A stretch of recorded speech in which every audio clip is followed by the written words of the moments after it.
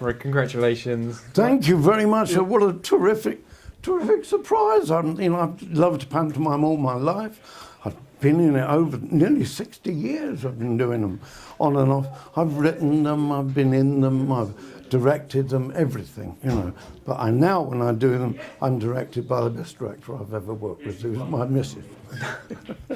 And you say that you've been in panto for nearly 60 years. Yeah.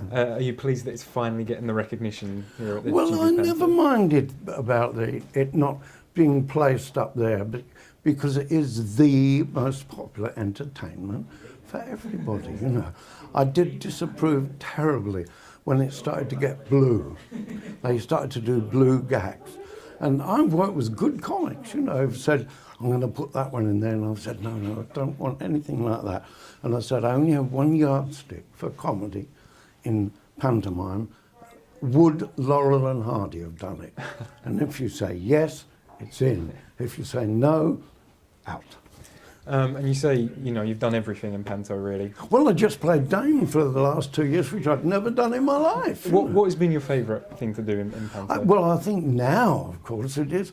I love playing Dame. It's terrific fun, And I always wanted, it was the only part practically in pantomime, apart from Principal Girl, of course, that I'd never played.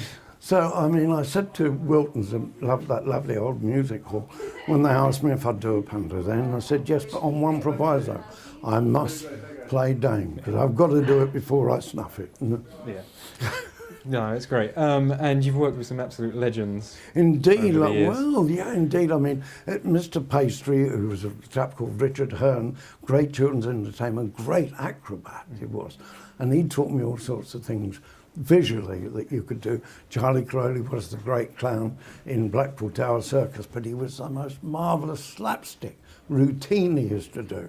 So he taught me all that sort of stuff, but he wouldn't tell me how to make the gunge, which I was furious about, because no one really knows, So him and Jack Tripp, of course, who I'd worked with all the time, and we did lots of doubles, things together, that we cooked up and did. He was so inventive and marvellous and really good, Yeah. So I've been very lucky. And Arthur Askey here was, of course, Arthur with a frock on. That's what he said. If you're going to play Dame, this is all you've got to keep in your mind. I'm Arthur Askey with a frock on. You're Roy Hudd with a frock on.